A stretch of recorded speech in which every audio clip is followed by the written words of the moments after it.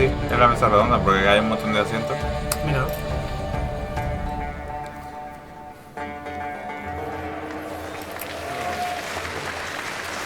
Ahí está nuestro padre. Y un montón de gente que no conozco. Padre Cristian. Mi padre Cristian. El Cristian. Mira, una camiseta de Breza. ¿Y eso? Ni idea. Lo que me gustaría saber es quién coño es Mosqueira. No sé si lo van a meter, imagino que no aparecerá aquí. Todos callados. Okay, I guess we're live. Welcome ¿Estos everyone son to the estas ARPG originales de Roundtable. Diablo 2? This is a ¿Tú crees? real star-studded ¿Tú el equipo lineup we original have de for Diablo you 2? guys. It is one that you can Ahora lo participate in. We Lo has dicho have tú a antes. code on the screen if you Que want hay to submit gente- some aquí hay questions. gente de That's Torchlight been y the de case for Diablo. a lot of the other roundtables and events, as you know. Hopefully you know how to use it by now. Aparte de los dos, de Crico y This Sony y el is otro que está en a really amazing lineup. We only have about an hour, so I want to apologize ahead of time if I have to cut anyone off. Ideally, we'd want this around 10 hours, but you know we couldn't really make that happen today. Let's just do a quick round of introductions, but I do want to remind you guys, these are the real juggernauts of the ARPG scene. If you have enjoyed an ARPG game, most likely they have made it, or they have heavily influenced it. So I'm Crip, and we can go around. Perhaps with David, maybe you want to introduce yourself and talk about either a project you are working on or have enjoyed working on. Yeah, my name's David Brevik, and ¿El que está I've been hablando making ahora? games for 30-something years now, long time. Made all sorts of ARPGs, Diablo, Diablo 2, Marvel Heroes, and we made Hellgate London, and I've consulted trabajó en on a million Diablo other 1 y 2. projects and done a bunch of other things. Right now I have about 47 jobs, so I'm doing consulting for a VC, to have my own publishing company, to have my own indie game company, to all sorts of things. So that's me in a nutshell. There's going to be some repetition because we all started together way back in the day. But yeah, my name's Max Schaefer, and I've also been making ARPGs from the get-go, the Diablos, Hellgate London, and then we teamed up with Travis to make the Torchlight series. D1, D2 y Torchlight. An unannounced game as VP of Games at Zynga, and it will not be a mobile game. So. Well, it will be mobile. It'll be mobile and cross-platform. I'm Eric Schaefer, Max's brother. I made with these guys and these guys Diablo 1, Diablo 2, Hellgate London, Torchlight 1, Torchlight 2. También Torchlight y Galaxy, D1 y Galaxy 2. Outlaw. I think those are the highlights of my career. Retired for a little bit, but then I'm dragged back in. I've got a new Pregunta indie si puedes apagar la called cam. Moonbeast. You guys can look it up, moonbeast.com, though we have nothing interesting to say yet, so. Just had to get a little pitch out there. Sorry, Chris. I'm Travis Baldry. The first ARPG I made was Fate, which people tell me they played on their parents' laptops, and then I feel really old. After that, I went to work with everyone here when they were at Flagship, and I was the lead on a little project called Mythos, which was another action RPG, which has now disappeared into the ether. Parece que And then todos after son when we de started 1 y Runic, 2. we made Torchlight 1 and 2. Eric and I then moved Y on la to mayoría make son de Robot Torchlight Galaxy también. games, as he mentioned, and now I've effectively retired from games, and I narrate audiobooks and write novels, because I guess I'm just a flip-flopper. Hi, I'm Chris Wilson from Grinding Gear Games. Ha hecho su frase y todo el mundo se ha reído. My Le han aplaudido. first game was Path of Exile, and I'd like to say my 41st game was a Es Path una of hora, Exile de expansion charla by now. de Mesa But yeah, Redonda. it's been entirely that Es una hora franchise de for my Mesa entire Redonda. career. I'm Eric Olofsson. I used to work for 15 ¿Dónde saca la years pasta de on Poe? this little game called Si es Path free of to play, Exile. cosméticos, And mejoras a year and en a game, half, pay to win no.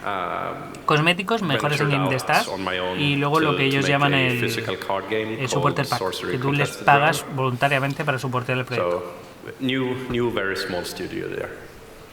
All right, thank you very much. We're going to kick it off with some questions here. I want you guys to feel free to maybe add in or, develop a conversation. I'm sure everyone will love to hear your different perspectives on things. So the first question that I thought was really interesting from the audience here, how do you feel about the current trend of having every attack be telegraphed by red marks on the ground? Le han preguntado, ¿qué opináis de la, del consenso que hay de que los ataques sean telegrafiados por una zona roja en el suelo? Como que telegrafía. De que te diga dónde va a pegar el bicho poniéndote un círculo rojo en el El suelo. hecho de que haya plantillas. What do you think, David? I disagree because I'm a systems person, but I kind of understand it. So we've, I think that making it a little bit less visible is acceptable. We've literally had this argument 2026. repeatedly. 7 de junio de 2024 la beta. I've never used it myself, but it's a valid tool. I like it in some games. I like the intuitive feeling of distances and feeling like I've gotten a handle on things and having that innate knowledge without a helper, if I can get it. A ninguno le gusta menos al We've del tried medio. really hard on Path of Exile to have things be visible on the screen as a real scene. Like we don't do damage numbers and that kind of stuff because we want you to actually feel the visceralness of combat. And telegraphing is a lot like that. Where Chris dice que no quiere eso, que quiere que sea algo como realista, como que por eso tampoco ponen daños, el número de daño en el daño. Before they telegraph through effects where possible. Que intentan hacerlo por medio de efectos. I would say that it's best to avoid it as much as possible and as long as possible. And there's a way to teach the players about dangerous attacks coming. So say in a level you can have small monsters do an attack that's similar compared to the boss attack that is. So you can kind of teach the player. Así que una manera buena de hacerlo es tener una versión más pequeña del boss antes del boss, que haga una versión más pequeña de su ataque y te enseñe el ataque antes de que vaya a pasar con el boss. Que aprenda las mecánicas y cuando llegues ya te suene. O que tengan alguna herramienta de supervivencia para aprender. Eso es mucho mejor que poner una plantilla roja en el suelo. Sí, pero en Path of Exile 1 no hay plantillas. No hay plantillas. Pero Es lo que han dicho que no, son nuevas. que intenta decírtelo o con efectos o podría ser una opción. con movimientos, en plan, por eso tampoco ponen los números de daño. La opción support novato, newbie support.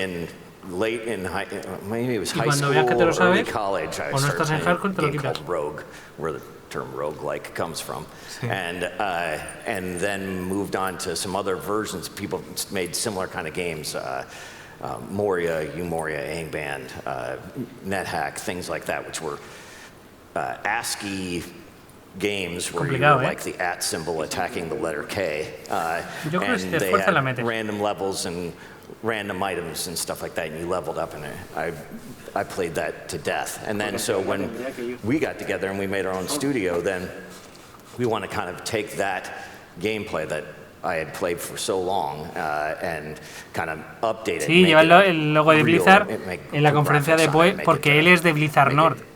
Es del equipo creador original de Diablo 1 y Diablo 2. Esta mesa redonda era interesante porque son los creadores originales de las mecánicas que estáis viendo y no las crearon para Poe. Yeah, I think for some of us, we were kids playing Dungeons and Dragons with some level of ADHD where we just wanted to get to the killing. Spoiler, así no vas a poder. And at the time, our computer RPGs tended to be kind of story heavy and stat heavy, and you'd roll your characters, and it would be an hour before you got to kill your first skeleton. Esta gente fue súper creativa. We thought, what, we should be killing a skeleton within a minute or two, and so that was kind of one of our goals too. Is just get to the action. There's plenty of time for storytelling, but you don't have to front load it so much. And then I think, Eric, you can talk about how we got the camera angle and the way we look at an ARPG. I'm going to skip that. I don't have to listen to my brother's question. For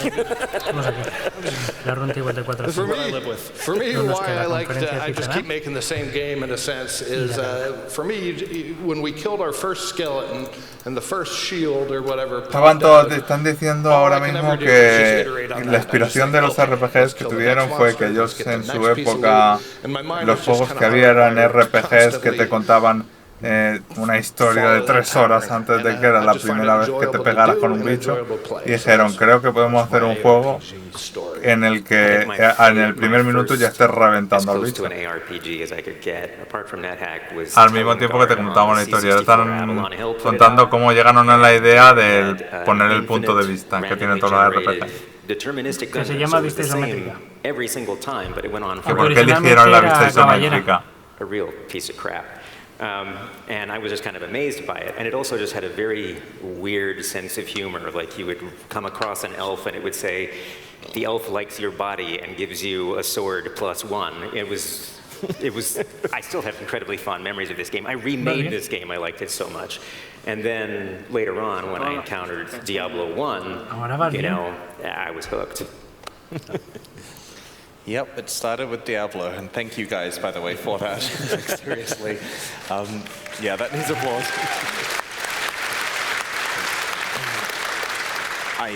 I played Diablo 1 obsessively until Diablo 2 was announced, and then I remember getting in trouble at high school for watching Diablo 2 trailers on the school computers where I wasn't supposed to be at lunchtime, and I tried to get the teacher who was throwing me out interested in it, but no, he wanted to get out of there.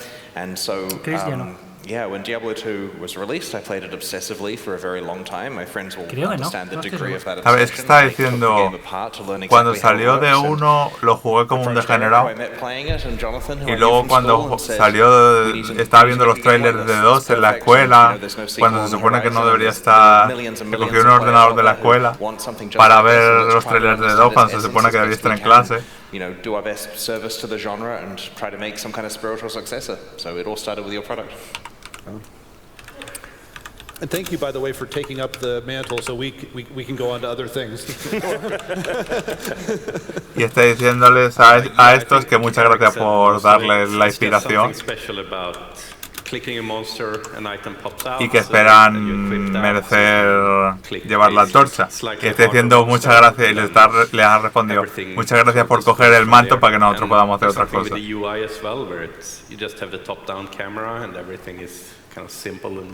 creo que no, yo creo que Chris no trabajó en The Well, once the monsters die and they drop their shields, the next step becomes, well, maybe trading it. We have a few questions about that, and I kind of wanted to tie in what I was still thinking.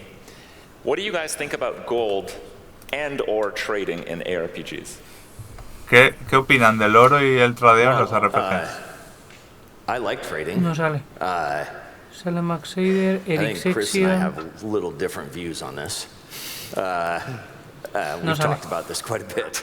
I think that the easier it is to trade the item, the more you need something that restricts trading. So you can make that some sort of binding system, or the item can only be traded a few times, or whatever system you want. But the easier you make that, then the game loses a little bit about what it's about. So if you can get everything by just trading, then you lose kind of the point of the moment-to-moment combat. So it's important to have trading, I think, but dice que es importante, pero que si puedes simplemente obtenerlo todo instantáneamente sin tener que jugar, solo tradeando, derrota un poco el propósito de jugar. Already really deeply into the game and can then use that trading, and they're getting enjoyment out of it in many other ways. So I think that I like trading, but you have to be really careful with it because it is kind of the opposite of the whole point of playing the game. As for gold, I think gold is important, but oftentimes people don't find uses for gold. So as long as you keep gold as an active resource that you can use, I think that I like picking it up. Yeah. Now my feeling on trading is that these are co-op games for the most part, and you're there with your friends playing, and you should pretty much be able to trade unbridled with them. But when you have a huge community of hundreds of thousands or millions of gamers even, and you have some sort of global marketplace for it, you get item gluts and it devalues it and you lose the experience, like you're saying, of the accomplishment of killing bosses and stuff. Eso está diciendo que con tus amigos debería ser sin ninguna restricción, pero fuera de tu círculo debería estar muy cerrado. Collectability is a lot of fun. That's part of the loot game, and I love loot. So I think, and the collectability is enhanced. Como en Diablo 3. It's not that cool just to have your own stuff. You want to be able to send it back and forth. But you know, I think that a lot of people would agree like the Diablo 3 auction house sort of destroyed half the fun of the game when it becomes that's your way to get to your loot. That's not the fun way to get to loot. The fun way to get to loot is through the random rolls out there in the field. But, so, I'm mixed on it. I don't know if anybody will like my answer. I really don't like trading at all. I like action RPGs as just, part of the joy of the randomization is just dealing with whatever the hell you were dealt. You know, what are the monsters, what is the layout, and what's the items that I get, and then just making the best of it. I love that sort of like, that essential essence to it. As far as gold goes, even if it's not relevant, I just like the ongoing dopamine hit of picking up gold. It's like Pac-Man eating pellets in the maze. I don't know, I just like it. It's like clearing the fog of war too. It speaks to me at a deep level. Yeah, picking up money, you would never get sick of picking up money. I'm never tired of picking up money. Well, you know our views on trading, of course. You've read the manifesto and you've heard all of the explanation for why we're experimenting with gold and Path of Exile 2, but I'll touch on a subject here where we deeply feel that trade is critical from the point of view of being able to have an item where you say, this is mine, and it's valuable, and you want it, and I could give it to you, but I'm not going to, because I could absolutely hand it over, but it's mine, and you have to give me something of value. We want that feeling of the thing you've got could be tradable. And to touch on what Travis said, there is something special about playing a game on your own merit, the solo self-found approach, and that's why, and I personally prefer playing solo self-found than playing with trade, but I would never make Path of Exile an entirely solo self-found game.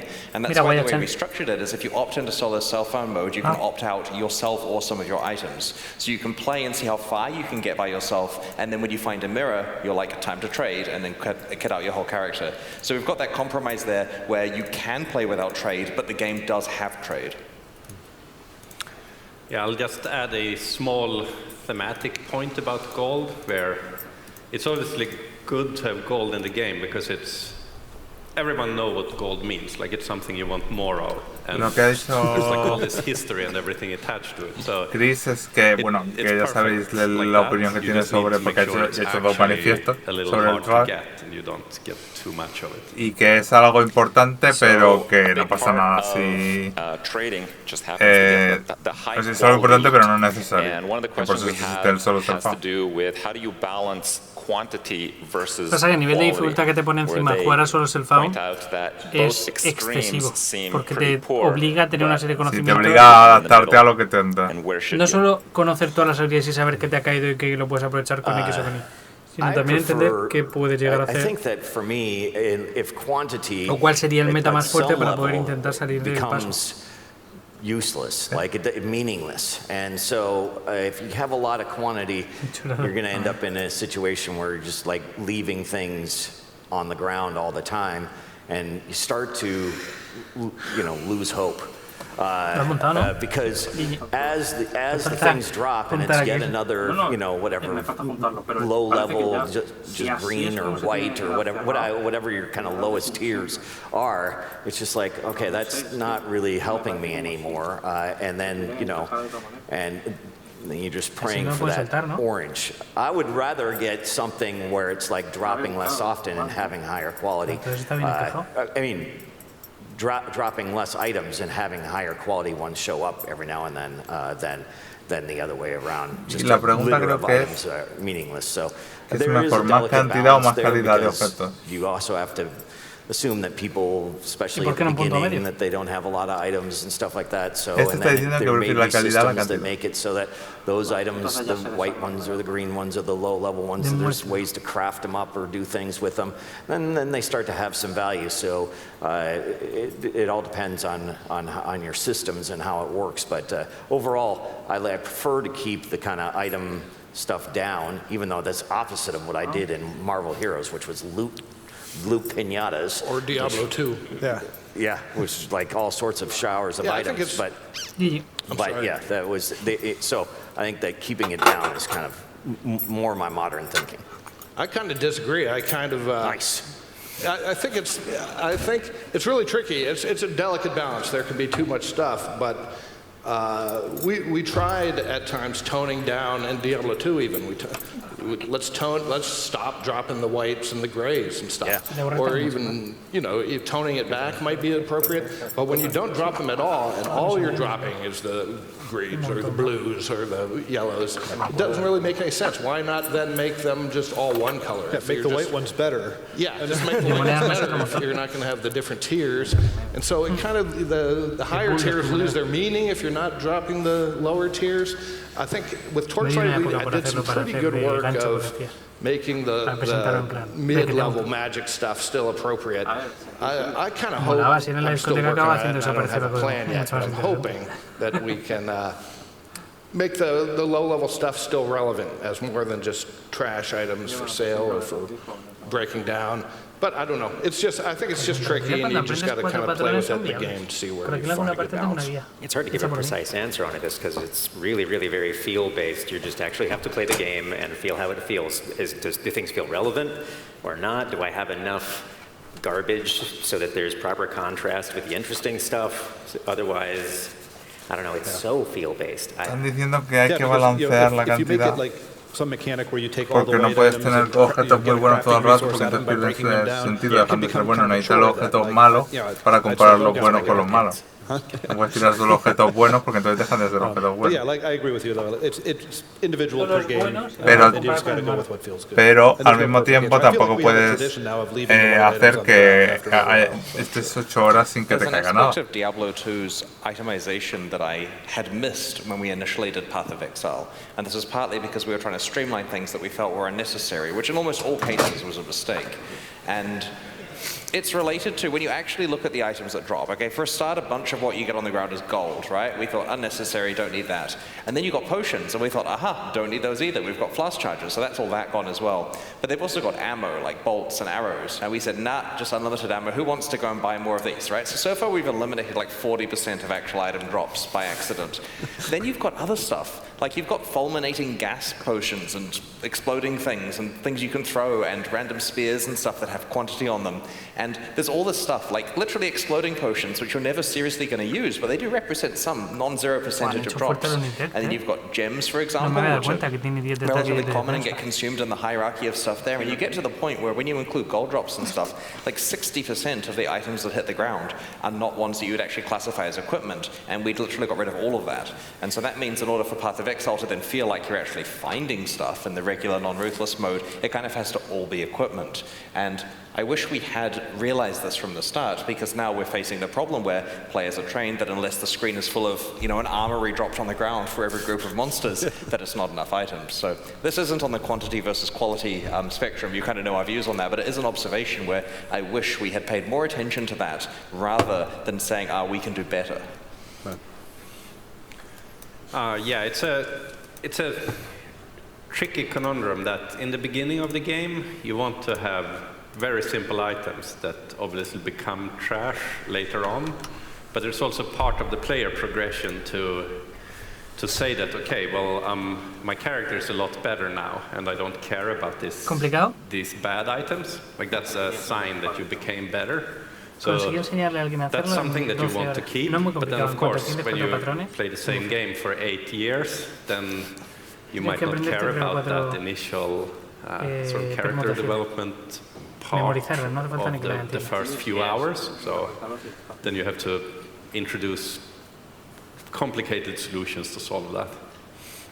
I guess it never bugged me to leave a bunch of stuff there, so I was probably responsible for the fields of junk.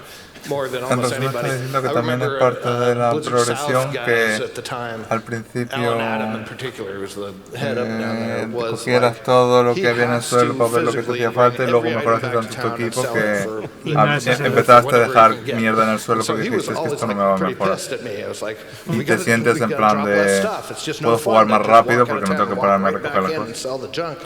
Porque yo he mejorado. Si el filtro realmente fuera capaz de seguirnos el ritmo, a partir del acto 3, salvo que tuviera 3 o 4 resistencias, o que tuviéramos vida resistencia, o que tuviera, imagínate que un arquero, un arco con X cantidad de daño, no tienes que pillar prácticamente nada. O es una base realmente buena, o prácticamente puedes ignorar el 100% del loop, porque se va a quedar como gradeado muy rápido.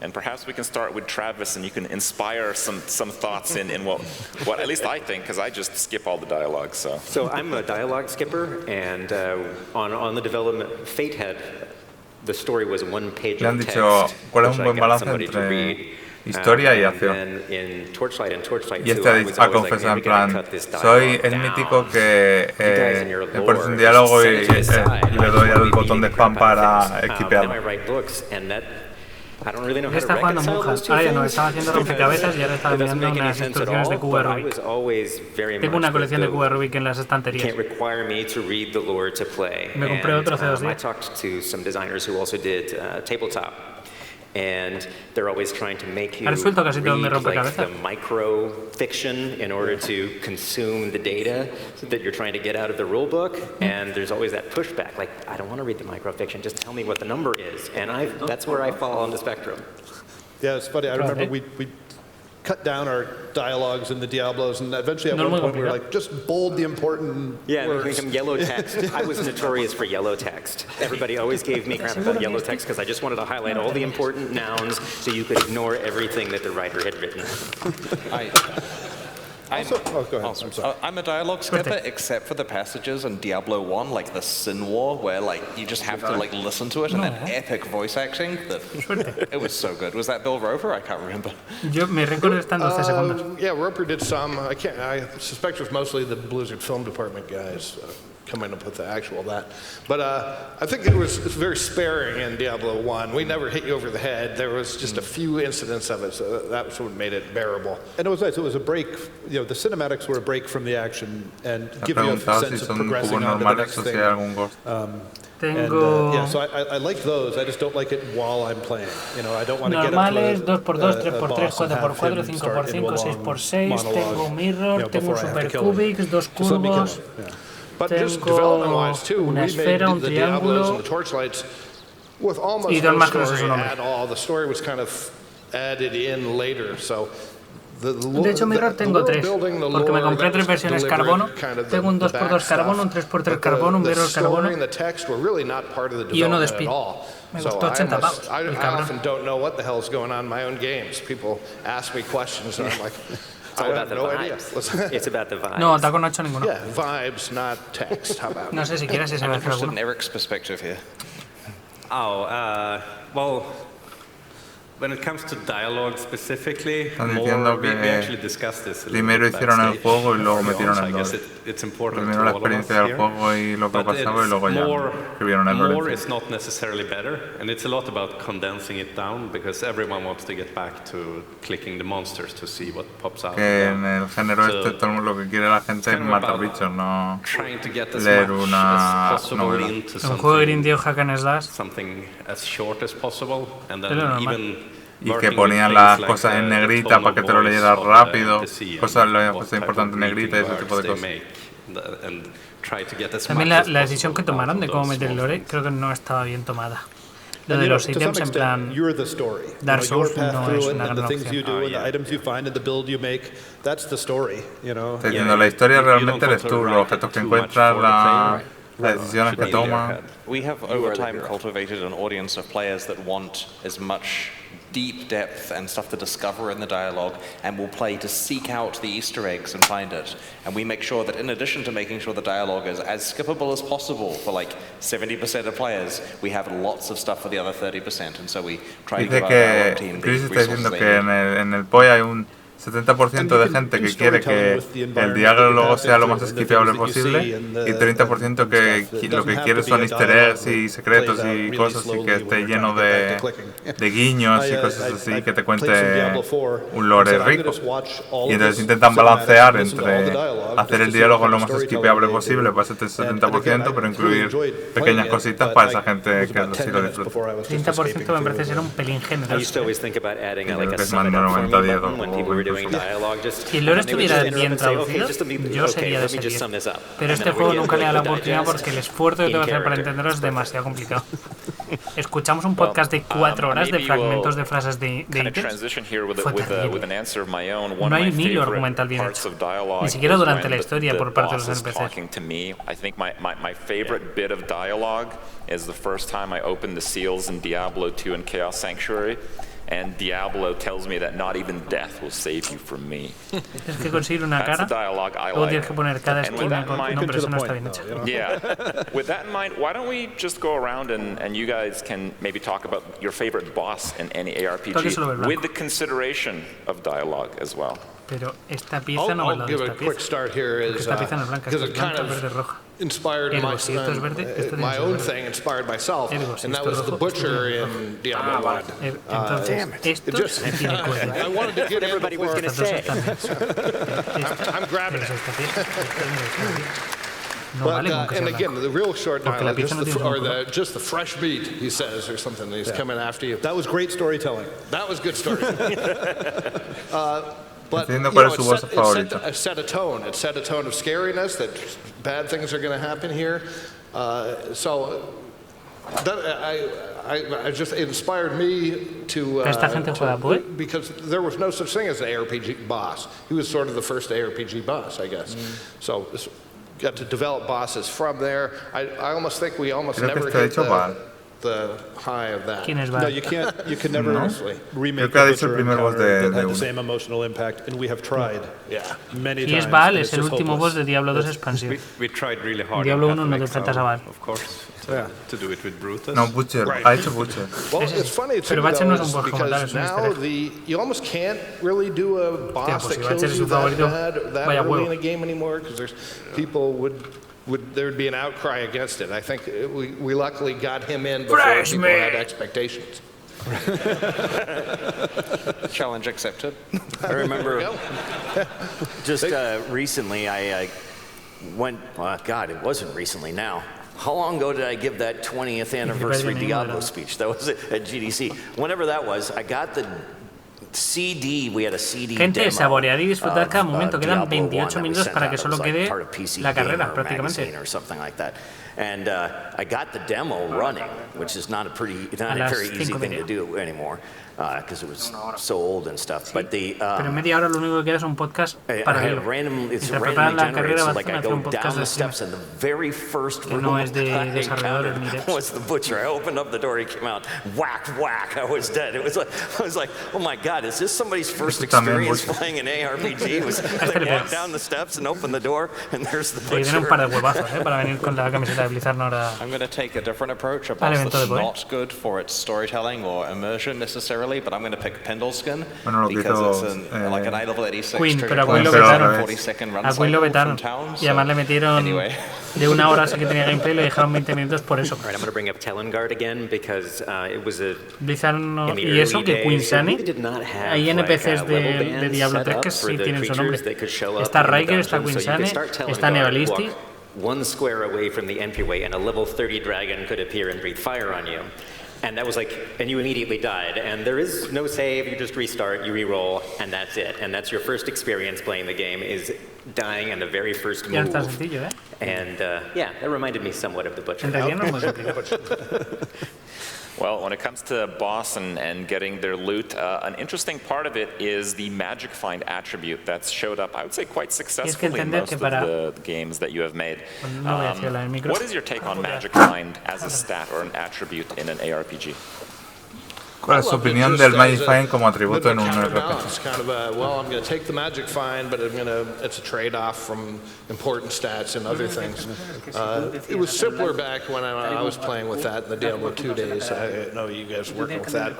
Do all kind. I don't know. That's all I have to say, I guess. 100%. That's how I feel. Yeah, I mean, it's an affix. Usually, so it comes at the expense of something else. So it's a trade-off. I mean, it seems it's great for late game play when you've kind of done the game a bunch of times. And hey, let me take it. It's a little more of a challenge, but a little better loot seems to be a great thing for people to keep playing the game forever. Yeah, when you're down to the last, when you're down to hunting items in a game, it really feels like a fun one to get. Yeah, I just really liked Magic Find back in the Diablo 2 days because you made a trade-off between absolute killing speed and sort of toughness with Magic Find, and then with the goal, of course, being to get as much wealth as possible at the speediest speed. One of the things I liked about it, too, is you really just have to take it on faith, because I don't know how many people are writing down their drops and seeing, did I really get a 3% increase in Magic Find? How well is this really working? Absolutely, I made a database for Diablo 2 to make sure that it was working. Those diminishing returns calculations, which are well documented, formed the basis of Path of Exile's diminishing returns calculations for Magic Find. And they are important because your absolute character power has many axes before they diminish, whereas Magic Find diminishes with just one value. So you do have to make sure you manage the math with that, and there are trade-offs. Estaban diciendo que el Magic Find está bien diseñado siempre y cuando sea un trade muy claro, o sea, que pierdas mucho poder a cambio del Magic Find. ¿Qué es lo que pasa ahora mismo en Puedo 1? El buen Reaper te quita todo el daño a cambio de tu Magic Find. Y que claro, tú, por ejemplo, puedes hacer X contenido y si te sobra, cambias lo que te sobra por Magic Find para que ese contenido te sea más reward. Tipo, yo voy a hacer una partida 1, voy demasiado fuerte, me quito un poco de potencia y compenso. Me quito los anillos y me pongo dos. Hey, you know what would be cool? Throw a couple of, we had hirelings, but just throw a couple soldiers out there fighting the monsters before you get out there. And it just felt so cool to go out and see, like, hey, I'm not alone out here fighting. Because a lot of times, like, what is everyone else doing? You know? And then, like, finally it was a sense, okay, there actually are some other people out here helping out the cause. Yeah. Right. They still don't give you a break in the store, though. Yeah, you're saving us, but I'm going to charge you for this weapon. I don't think it's not that little a change, but I think Dave's brother Pete back in the day suggested the socketable item. Yeah. Let's put a gem into an item. And that kind of, that expanded things in a big way. I mean, went a lot of systems on top of that. But I think that was the first great little brainstorm. Right. For me, it's probably a toss-up between letting you send your pack animal back to town to sell all your shit and adding a fishing mini game.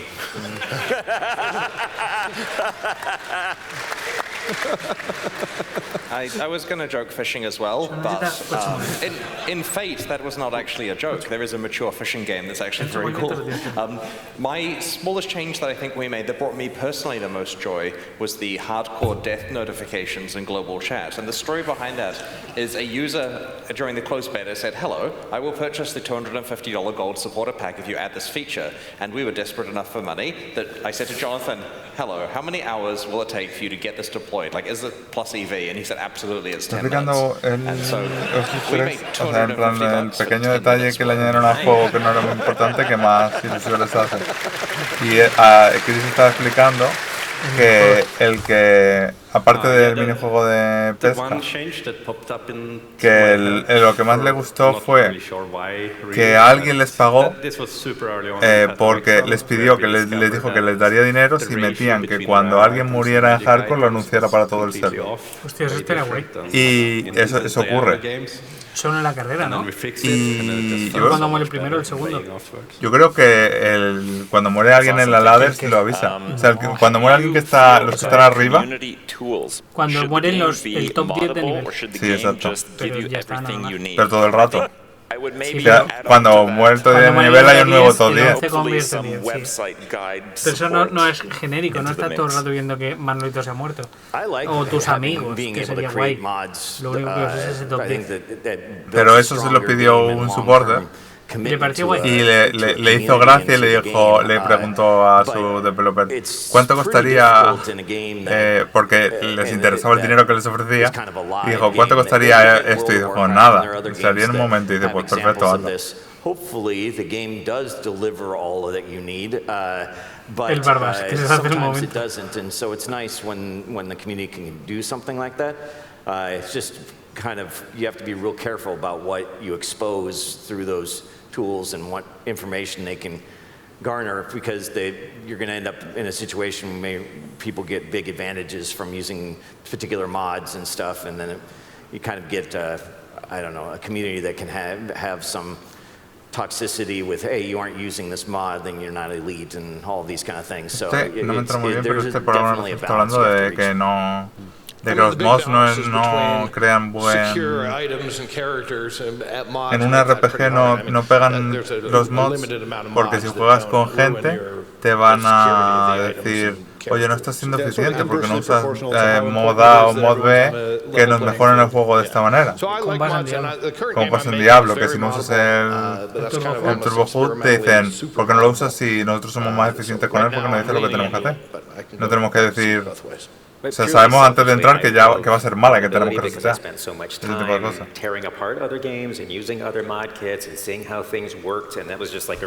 Y que eso va en contra de lo que es el juego. No están los de Boy y los de Blizzard juntos. El que está de Blizzard es de Blizzard North, del primer Blizzard, del Blizzard original, que desarrolló Path of Exile. Creo que ahora mismo hay 3 que son de Blizzard 1 y 2. Este del medio que no me acuerdo, no tengo muy claro lo que estaba haciendo. Y los 2 después. Has dicho también alguien de Torchlight. Estos 3 son de Blizzard. No, Gripalian es Bueno, estos 3 son de Blizzard 1 y 2. Sabes que yo no lo ven, ¿no? Lo que estás vale. Lo de que señales al monitor. Vale, sí. Los 3 empezando por la derecha y ignorando al streamer son de Blizzard North. Esos 3 que se Esos 3. Después, el cuarto hizo con esos otros 3 Torchlight. Y estos 2 son los fundadores de And so we would rather that the modding ecosystem didn't involve people pasting their PHP session IDs into arbitrary websites or downloading executables they run on their work computers and stuff, but you know, gamers want every advantage they can get.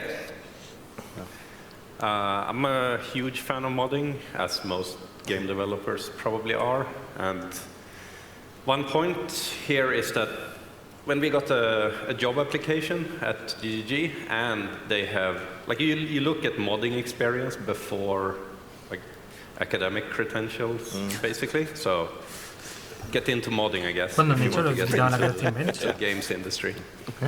That's probably great advice. How do you deal with every character being the one true hero in a multiplayer scenario?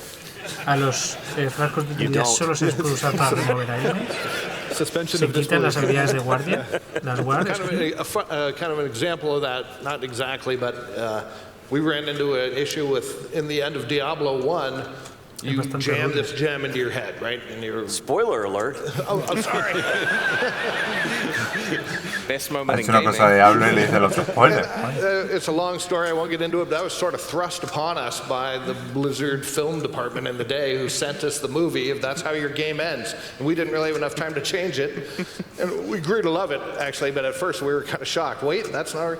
But in any case, what I was getting to is, when we were started Diablo 2, for some reason, the Blizzard South guys thought that everybody should start the game with a gem in their head, like you were continuing from Diablo 1. So that's like, it doesn't even make any sense. Like, everybody you run across was the guy that killed Diablo, so that's exactly the kind of problem you're bringing up. So like Dave says, we just ignored it and just moved on. Yeah, there's only one universe, and that's the one that you're playing. Right? That Soulstone moment, though, at the end of Diablo 1 was the point when I realized that media can have a twist at the end. Like, it was impactful. Oh, yeah. We loved it in the end. Yeah. All right. If you had to play one game for your entire life, what would it be? And to specify, you can mention a specific league or patch cycle in it. cuál sería y si sería un I mean, parche for me, completo. it's not an ARPG at all. I play Civ 6 just relentlessly. Civilización, dice. I'm happy with it as is. I would just go with that for the rest of my life, and I'd be okay. Aunque fuera un parche antiguo que ya no I just make myself a nice little castle and look at the sunset.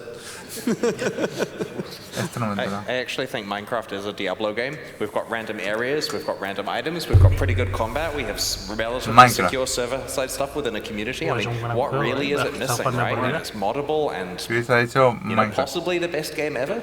Yeah. Agreed. Max stole my answer. Sorry. No, I can't say Minecraft. It's ridiculously hard. We can all say Minecraft. Okay, let's go start a Minecraft server.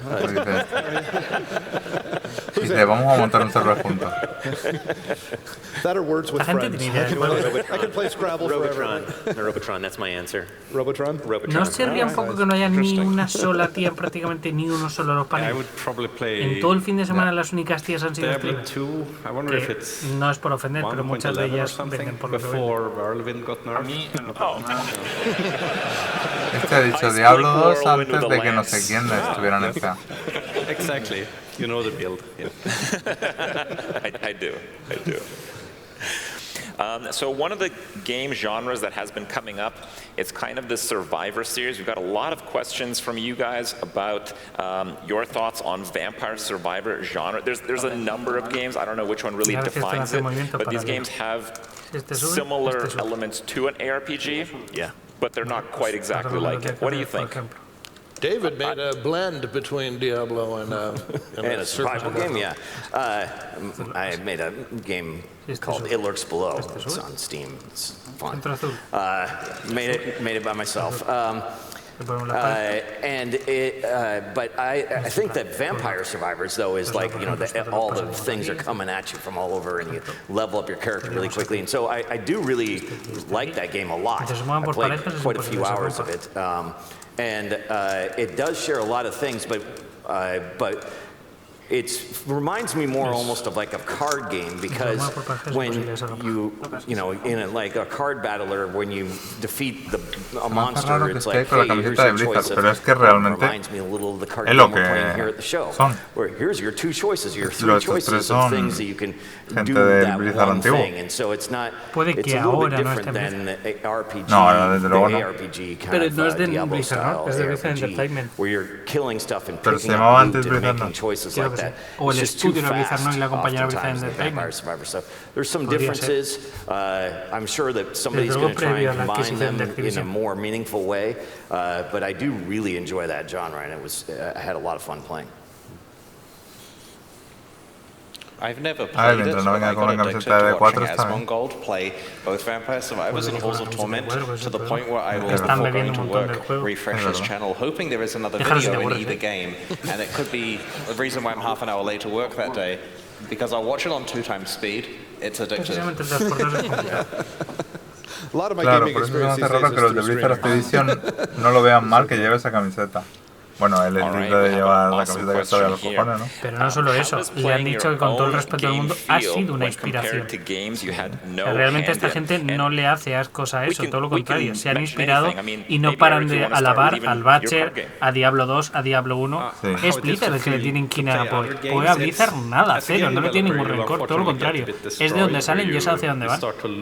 Solo que lo han hecho en paralelo y han compensado el tener gente con nostalgia y con ganas por tener una cantidad de trabajo, de esfuerzo acojonante. Tencent Games aquí ha metido pasta.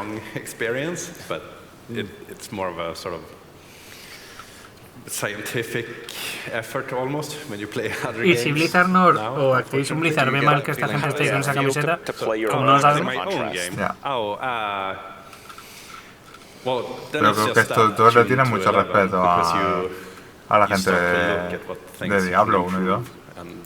Precisamente los de Blizzard actuales, si no idolatran a lo que hay ahí presentes, es que no tienen ni puta idea, porque estos son los que hicieron el puto juego y les está dando dinero. La saga, los que instalaron la saga. Pues tienen que tener un respeto. Los que lo hicieron bien fueron estos. Estos tres de aquí. Nosotros son recolectores. Yeah, I don't like any of the games I've made. Y tienen el género, realmente. Oh, come on. De los You're being too hard on RPG. yourself. No, I'm dead serious. I can't even play a lot of the games that I've Había ¿Qué había una, antes? made. había un anymore. It's par very rare that I ¿Desde can. uno? Sí, no me acuerdo cómo se llamaba. But so El tipo, oftentimes I'm just too era critical. una And like, as derivación soon as I'm parcial done alteza, playing it, se I often llamaba go, okay, here's my list of 7 things that gotta fix or whatever. rather than, Baluarte o algo así. than Era como really, el mismo rollito, just pero doing como it estabas just for encerrado en fun. fortalezas, intentabas subir, ibas That un personaje que reflective list llevaba el escudo, una creation. espada, ibas subiendo de nivel, ibas When I play asignando other games, I atributos. still start Había to 2 o do it 3 así del immediately, and then I estilo have to por esa stop época. myself. It's like, okay, I got to do this, I got to do this, I got to. Oh wait, no, this isn't my game. I don't have to do anything. Lo que pasa es que ellos así le pusieron la vista isométrica y lo refinaron. Well, I'm going to circle back to a few more game mechanics because I have a question here I didn't want to miss. Aside from killing monsters, what is your favorite way to award a player power in a game? I mean, you gotta look like a badass after you've Sigo leveled sin up a long entender por qué way, you know? Creeper tiene el And so, recurso like, suficiente para figuring estar out Tampoco. costumes con esta gente. that Les ha are preguntado unique que and aparte de interesting matar and make you look bichos, more powerful, que cómo recompensas I al jugador remember por, times playing o Diablo sea, 2 cómo le das and finding poder a al cool helmet jugador. with horns coming Y este out está and, diciendo, it made me look so different, and, it was almost as haciéndote fun verte as cool. actually finishing a level En plan, or hacerte de doing a verte boss. poderoso. Getting a cool looking helmet. Está recompensando realmente con New skins. skills or skill evolutions. O sea, that are haciéndote tactilely verte como more que satisfying eres, than what you had before. It's just más immediately the act of doing what ominoso you've que el already been monstruo doing que has just feels matado. better. I think there's something cool about having meaningful rewards for side quests. Because when you're playing through the game, a power gamer wants to ignore the side quests and come back where relevant. But having the distraction of if I go and actually, like, you know, smash the soulstone in the Hellforge, I'm going to get a pile of gems that could be useful, and have to do that math as to whether you want to do that is really cool. And I believe the Path of Exile 2 team have been working hard on having quite a lot of significant attribute bonuses on side quests rather than some skill refund points or something you're not going to need necessarily. Lo que tienes que hacer All ahora right, es well, our time is just about running out, but I wanted to wrap up with FDA maybe a menos A menos question D you menos might F. think about, or maybe whimsically Frontal, derecha perhaps. arriba. Si Why es don't you negativo guys es come up together antihorario, and make si es the positivo es ultimate horario. game? FDA menos D menos A menos F. Pero el blanco tiene que ser It's a hell of a group. I think we could do it Eso lo que va a if hacer the personalities es didn't rotar las clash piezas too entre much. sí. Yeah, this is my Otra brother. cosa It's que very puedes hard hacer to es work menos with a D ahí, sibling. menos allá, menos allá. Que lo que hace es que si esto es un rectángulo, esta pieza but pasa yeah, aquí, no, I esta mean, pieza pasa aquí y esta pieza I'm pasa in. aquí. Sin alterar el resto del cubo. Entonces, We've collaborated rotas so esto much así. over the years in terms of Esta you know, sería sharing estática. stuff, and we got Menos David D ahí, on as an menos A, advisor menos for menos A. helping us with our Chinese Cuando launch and so aprendes on. And we eso, are luego solo sharing tienes que aprender ideas a and showing coger each esta other what pieza we're y working on, rotarla sobre regardless sí of whether it's for the que same es menos company D or menos not. B So de B. our DNA is spread across all the games we've worked on. Les ha dicho que hagan el juego definitivo And juntos. you get more games if we spread out a little bit. You know? Y ya te ha dicho, de loco, vamos para adentro. Esta gente se quería un juegazo. Well, thank you all so much for this awesome ARPG roundtable. Round of applause, guys. Thank you. Bueno, y antes de eso, que se me ha olvidado traducirlo, Chris ha dicho que le hago en la pregunta anterior de cómo le dan poder aparte de matar bichos al jugador. Está hablando de cómo en Poe2 han añadido varios cosas opcionales que te dan atributos, te dan resistencias, se te dan estadísticas.